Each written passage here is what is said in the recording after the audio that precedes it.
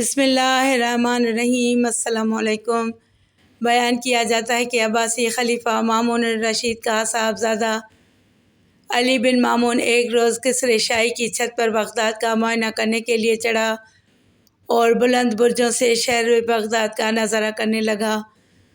وہ بالکل کڑیل نوجوان تھا، سو اس کی خوراک لذیذ تھی، اس کی سواری پرسکون اور نرم و گداز تھی، اس کی زندگی لطف و مزے میں کٹ رہی تھی۔ وہ قابل فخر اور خوبصورت لباس زیب تن کرتا، اچھے سے اچھا اور لذیذ سے لذیذ کھانا کھاتا، مگر اس کی زندگی کا یہ پہلا دن تھا کہ اسے بھوک نہیں لگ رہی تھی اور نہ کچھ پینے کی خواہش ہو رہی تھی۔ خلیفہ کا یہ شہزادہ شاہی محل کی چھت سے بازار کے اندر لوگوں کی نقل و حرکت دیکھ رہا تھا۔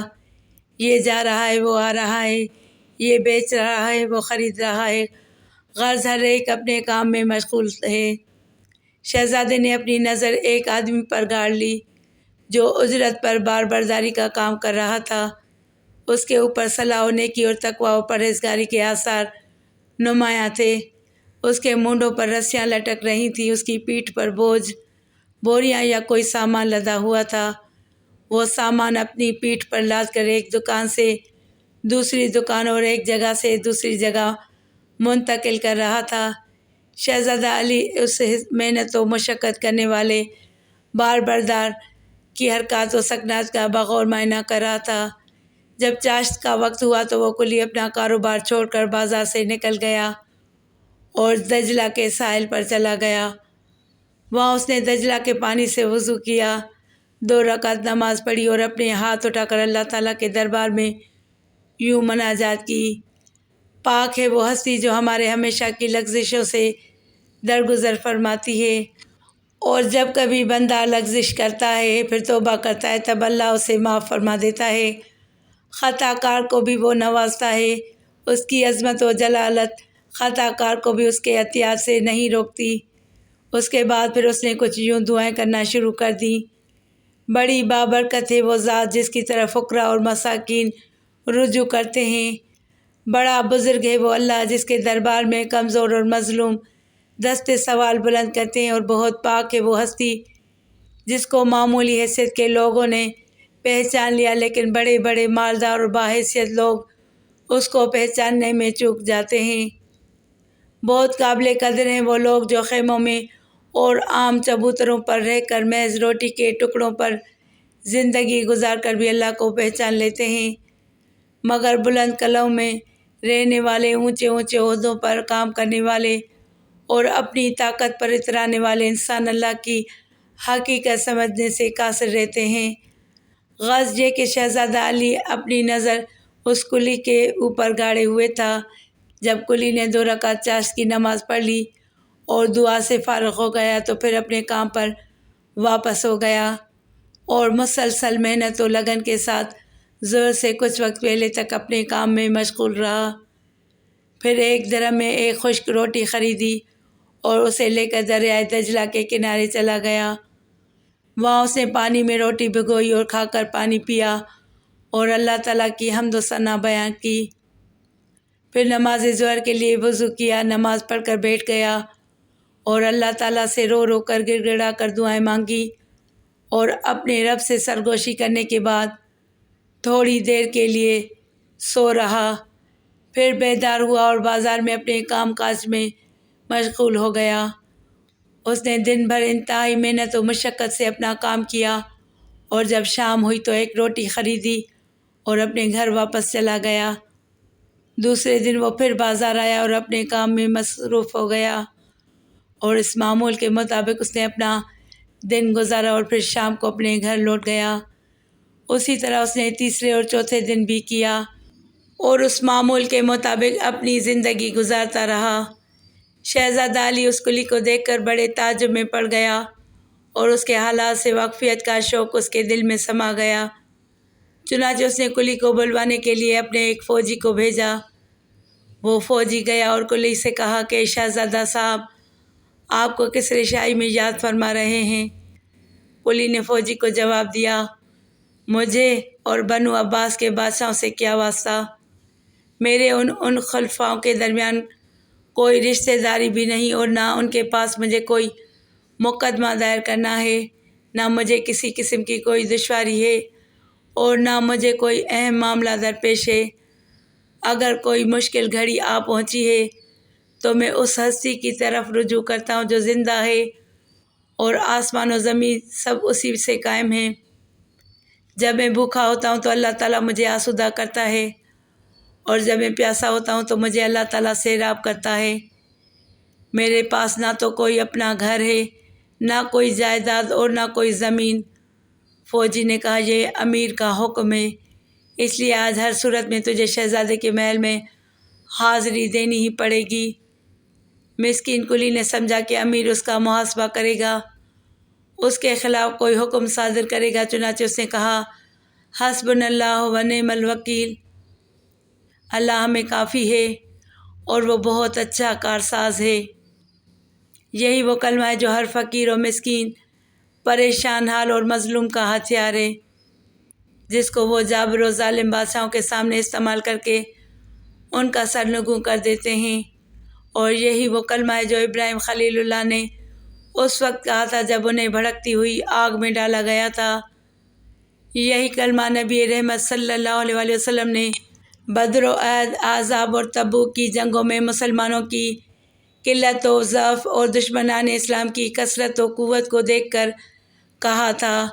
الغرض فقیر و مسکین کلی نے امیر المومنین مامون الرشید کے صاحبزادے علی کی خدمت میں حاضر ہو کر سلام عرض کیا۔ اس کے بعد ان دونوں کے درمیان کچھ یوں مکالمہ شروع ہوا۔ شہزادہ علی، کیا تو مجھے نہیں پہچانتا؟ کلی، میں کبھی آپ کی خدمت میں حاضر نہیں ہوا، جب میں نے آپ کو دیکھا ہی نہیں تو پہچان کیسے سکتا ہوں؟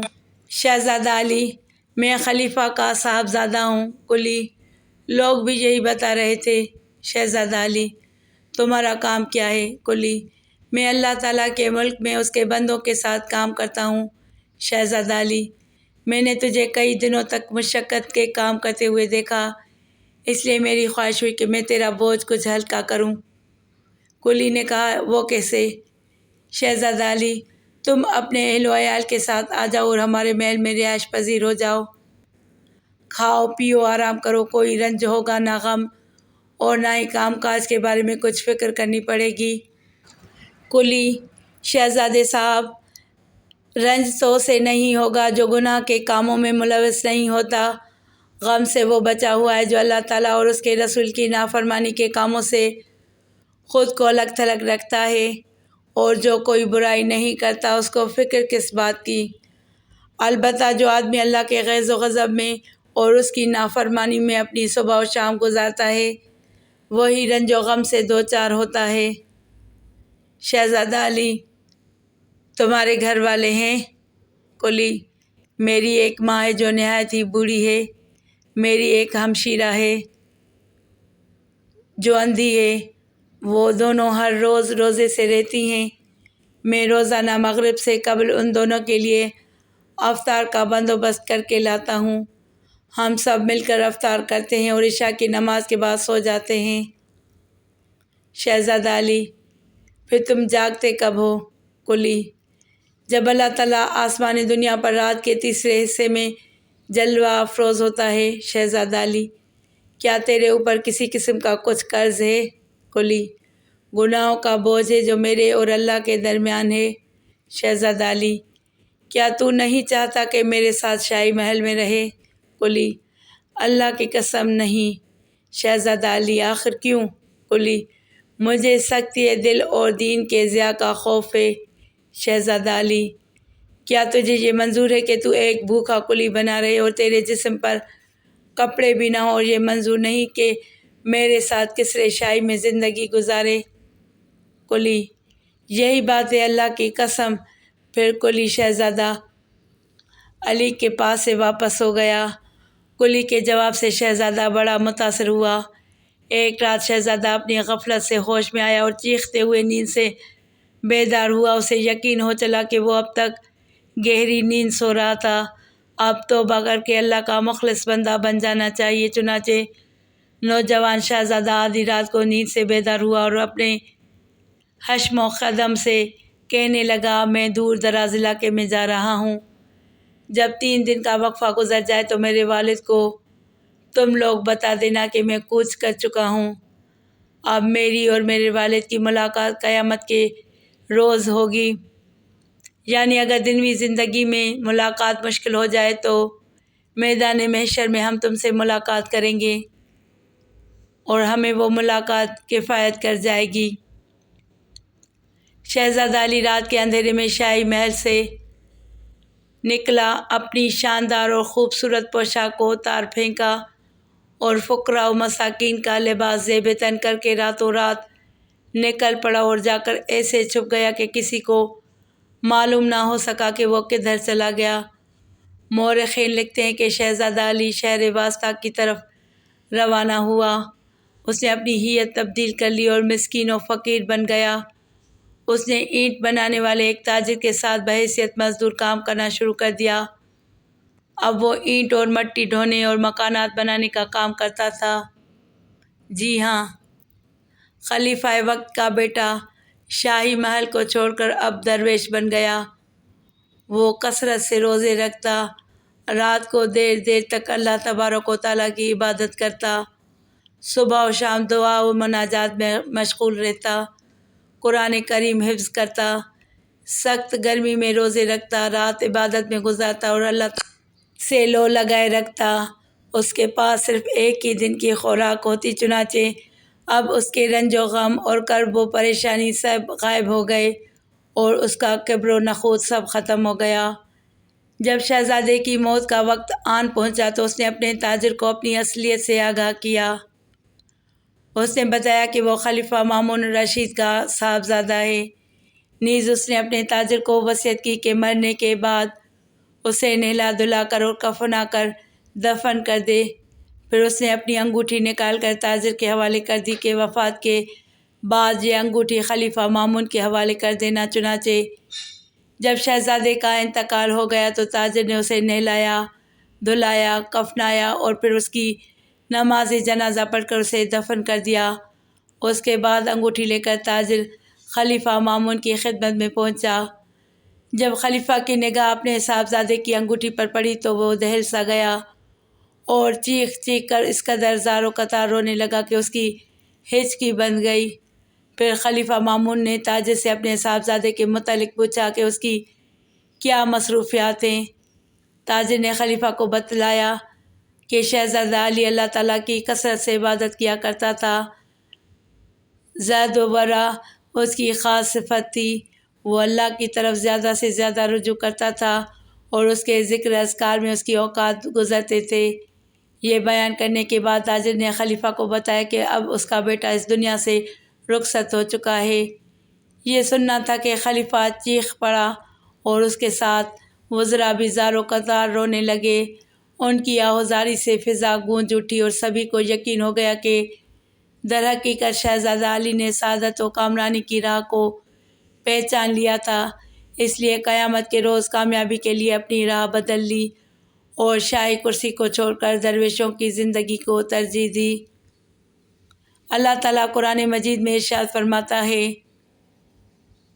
سو جس شخص کو اللہ تعالیٰ راستے پر ڈالنا چاہے اس کے سینے کو اسلام کے لیے کشادہ کر دیتا ہے، اور جس کو بے راہ رکھنا چاہے اس کے سینے کو بہت تنگ کر دیتا ہے، جیسے کوئی آسمان میں چڑھتا ہے۔ اس طرح اللہ تعالیٰ ایمان نہ لانے والوں پر ناپاکی مسلط کر دیتا ہے۔